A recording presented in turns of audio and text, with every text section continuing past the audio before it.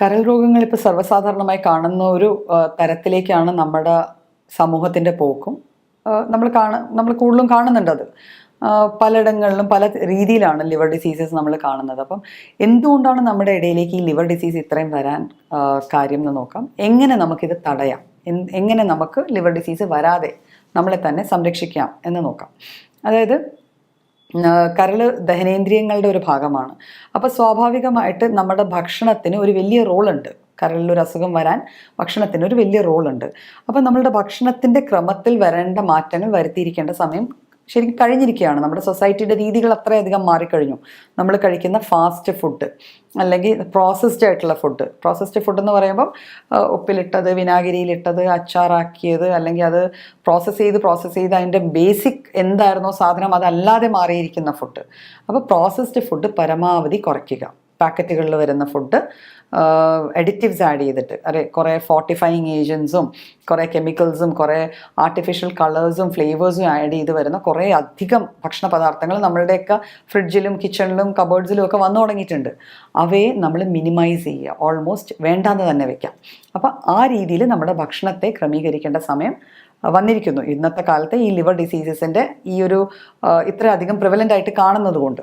പിന്നെ ചെയ്യാവുന്ന ഒരു കാര്യം എന്ന് വെച്ചാൽ നമ്മളുടെ ലൈഫ് സ്റ്റൈലിനെ കുറച്ച് മോഡിഫൈ ചെയ്യണം. നമ്മൾ കാണുന്നുണ്ട് ലിവർ ഡിസീസസ് ഏറ്റവും കൂടുതൽ കാണപ്പെടുന്നത് ചില അസുഖങ്ങൾ വന്ന്, പ്രമേഹം അല്ലെങ്കിൽ ഹൈപ്പർ ടെൻഷൻ, ബ്ലഡ് പ്രഷർ വന്ന് അതിൻ്റെ മരുന്നുകൾ കൃത്യമായിട്ട് കഴിച്ചുകൊണ്ടിരിക്കുന്ന ആൾക്കാരിൽ ലിവർ ഡിസീസ് വരാറുണ്ട്. അപ്പോൾ ഡ്രഗ് ഇൻഡ്യൂസ്ഡ് ആയിട്ട് അല്ലെങ്കിൽ വേറെ എന്തെങ്കിലും അസുഖങ്ങൾക്ക്. അപ്പോൾ ഈ ഡ്രഗ് ഇൻഡ്യൂസ്ഡ് ആയിട്ടുള്ള ലിവർ ഡിസീസ് വരാതിരിക്കണമെങ്കിൽ സ്വാഭാവികമായിട്ട് ലൈഫ് സ്റ്റൈൽ ഡിസോർഡേഴ്സ് വരാതിരിക്കാനുള്ള കാര്യങ്ങൾ നമ്മൾ ചെയ്യണം. ഇപ്പോൾ ലൈഫ് സ്റ്റൈൽ ഡിസോർഡേഴ്സ് വരുന്നത് ഒബീസ് ആയിട്ടുള്ള ഒരാൾ, അല്ലേ, അമിതമായി വണ്ണമുള്ള ഒരാൾ. അപ്പോൾ ഒബീസിറ്റി അതിനുള്ളൊരു ഫാക്ടറാണ്. അപ്പോൾ നമ്മളുടെ BMI കൂടുന്നുണ്ട്, നമ്മളുടെ വണ്ണം, നമ്മൾ ശരീരം ഭാരം കൂടുന്നുണ്ട് എന്നൊരു തോന്നൽ വന്നു കഴിഞ്ഞാൽ ആ ശരീരഭാരം നോർമലിലേക്ക് വരുത്താനുള്ള അത്യാവശ്യ കാര്യങ്ങൾ നമ്മൾ ചെയ്തിരിക്കണം. അതുപോലെ നമ്മൾ ഡയബറ്റീസിലേക്ക് പോവുകയാണ്, അല്ലെങ്കിൽ അതിൻ്റെ ബോർഡർ ലൈനിലെത്തി, അല്ലെങ്കിൽ BP ബ്ലഡ് പ്രഷറിൻ്റെ ബോർഡർ ലൈനിലെത്തി, അതിലേക്ക് നമ്മൾ കയറാൻ പോകുന്നു എന്നുള്ളൊരു റിയലൈസേഷൻ നമുക്ക് വന്നു കഴിഞ്ഞാൽ അന്ന് മുതൽ നമ്മൾ അതിനെ മാക്സിമം കുറയ്ക്കാൻ നോക്കണം. എന്നാൽ മാത്രമേ നമുക്ക് ഒരു ഹെൽത്തി ലിവർ ഭാവിയിൽ നമുക്ക് ഉണ്ടാവുള്ളൂ. അപ്പം അങ്ങനത്തെ കാര്യങ്ങൾ ചെയ്യാം. പിന്നെ അത്യാവശ്യം എക്സസൈസസ്.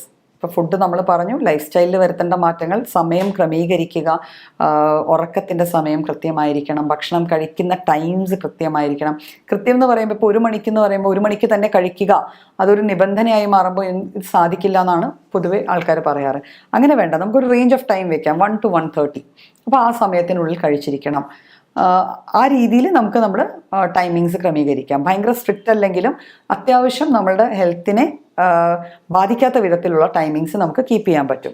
അതുകൂടാതെ എക്സസൈസ്, ബ്രിസ്ക് ആയിട്ടുള്ള എക്സസൈസ്. നമുക്കിപ്പം നമ്മളുടെയൊക്കെ ജീവിത രീതിയിൽ വന്ന മാറ്റങ്ങൾ വളരെയേറെയാണ്. നമ്മൾ ഒട്ടും നടക്കുന്നില്ല, നമുക്ക് ഒന്നിനും ആയാസപ്പെടേണ്ട ഒരു കാര്യവും നമ്മൾ ഇപ്പോൾ അരയ്ക്കുക, അല്ലെങ്കിൽ എന്താ പറയുക, ഒന്നും തന്നെ, വെള്ളം കോരുക, നമ്മൾ ബസ് സ്റ്റോപ്പ് വരെ പോലും ചിലപ്പം വണ്ടിയിൽ പോയിട്ട് വണ്ടി അവിടെ വെച്ച് ബസ്സിൽ കയറി പോവുകയായിരിക്കും ചെയ്യുക. ഓഫീസിൽ വന്നാലും നമ്മൾ ഫുൾ ടൈം കസേരയിലായിരിക്കും ഇരിക്കുക.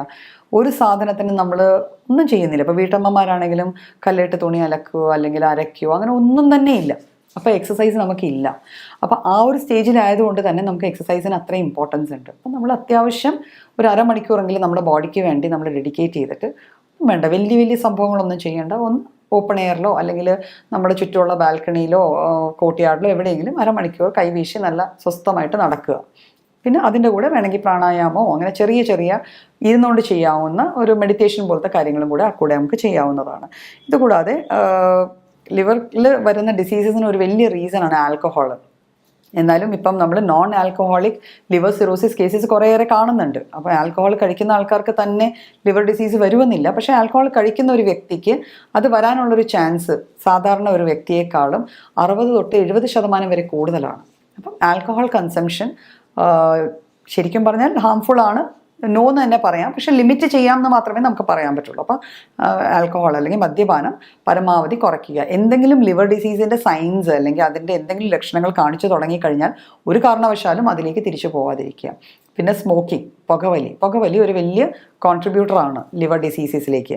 ഇത് കൂടാതെ നമ്മൾ ഹെപ്പറ്റൈറ്റിസ് എന്ന് പറഞ്ഞ ഒരു ലിവർ ഇൻഫെക്ഷൻസ് ഉണ്ട്. അപ്പോൾ ഹെപ്പറ്റൈറ്റിസ് ബി അത് സാധാരണ വരുന്നത് അൺപ്രൊട്ടക്റ്റഡ് സെക്സിലാണ്. അപ്പം ആ രീതിയിൽ അങ്ങനെ ഒരു സെക്ഷൽ ഡിസോർഡർ അല്ലെങ്കിൽ എന്തെങ്കിലും ഒരു അസുഖമുള്ള സെക്ഷൽ ഡിസീസ് ഉള്ള ഒരാളുമായിട്ട് ഇൻ്റർകോഴ്സ് അല്ലെങ്കിൽ കോൺടാക്ട് നടക്കുമ്പോൾ അത് പ്രൊട്ടക്റ്റഡ് ആക്കി ചെയ്യാൻ നോക്കുക. ബിക്കോസ് ഇങ്ങനെ റിപ്പീറ്റഡ് ഇൻഫെക്ഷൻസ് വന്നു കഴിഞ്ഞാൽ അത് ഭാവിയിൽ ഒരു ക്രോണിക് ലിവർ ഡിസീസ്, അത് കുറേയേറെ നാൾ നീണ്ടു നിൽക്കുന്ന ലിവർ ഡിസീസ് അല്ലെങ്കിൽ ഈവൻ ലിവർ ക്യാൻസർ വരെ വരാൻ ചാൻസസ് ഉണ്ട്, റെക്കറൻ്റ് ആയിട്ട് ഹെപ്പറ്റൈറ്റിസ് വന്നുകൊണ്ടിരിക്കുകയാണെങ്കിൽ. അപ്പോൾ ആ രീതിയിലുള്ള കാര്യങ്ങൾ അവോയ്ഡ് ചെയ്യുക. പിന്നെ അതുകൂടാതെ ഇപ്പം ചെയ്യാൻ പറ്റുന്ന ഒരു വലിയൊരു കാര്യം എന്ന് വെച്ചാൽ നമുക്ക് അത്യാവശ്യം മിക്കവർക്കും ഹെൽത്ത് പോളിസീസും അല്ലെങ്കിൽ ഇൻഷുറൻസ് പോളിസീസും ഒക്കെ ഉണ്ട്. അപ്പോൾ നമ്മൾ ഒരു വർഷത്തിൽ ഒരു പ്രാവശ്യമെങ്കിലും നമ്മുടെ ലിവറിൻ്റെ റെഗുലർ ചെക്കപ്സ് നടത്തുക. ലിവർ എൻസൈംസിൻ്റെയും ലിവർ ഫങ്ഷൻസിൻ്റെയും സ്റ്റഡീസ് ഒരു പ്രാവശ്യമെങ്കിലും വർഷത്തിൽ കൃത്യമായിട്ട് നടത്തുക. എന്ന് വെച്ചാൽ ഇപ്പോൾ നമുക്ക് കിട്ടുന്ന ഭക്ഷണത്തിൻ്റെ ക്വാളിറ്റിയും നമ്മളുടെ ലൈഫ് സ്റ്റൈലിൻ്റെ ക്വാളിറ്റിയും, നമ്മൾ കുറേ അധികം എക്സ്പോസ്ഡ് ആവുന്നുണ്ട്, കുറേ പൊല്യൂട്ടൻസ് ഉണ്ട്, നമ്മൾ പുറത്തേക്ക് ഇറങ്ങിക്കഴിഞ്ഞാൽ ഉണ്ടാവുന്ന ഈ അന്തരീക്ഷത്തിൽ ഉണ്ടാവുന്ന കുറേ അധികം പൊല്യൂട്ടൻസ് ഉണ്ട്, ആ പൊല്യൂഷൻ നമ്മൾ ഫേസ് ചെയ്യുന്നുണ്ട്. അപ്പോൾ ഇതെല്ലാം കൊണ്ടും ചാൻസസ് കൂടുതലാണ് ലിവറിന് പ്രശ്നങ്ങൾ വരുന്നത്. അപ്പോൾ ഈ ചാൻസസ് നമ്മൾ പ്രോപ്പറായിട്ട് മോണിറ്റർ ചെയ്യുക. അങ്ങനെ എന്തെങ്കിലും കണ്ടു കഴിഞ്ഞാൽ നമ്മൾ അതിന് പ്രോപ്പറായിട്ട് ഒരു കൺസൾട്ടേഷൻ കഴിഞ്ഞ് ട്രീറ്റ്മെൻറ്റ് എടുത്ത് അത് ഹാൻഡിൽ ചെയ്യാൻ നോക്കുക.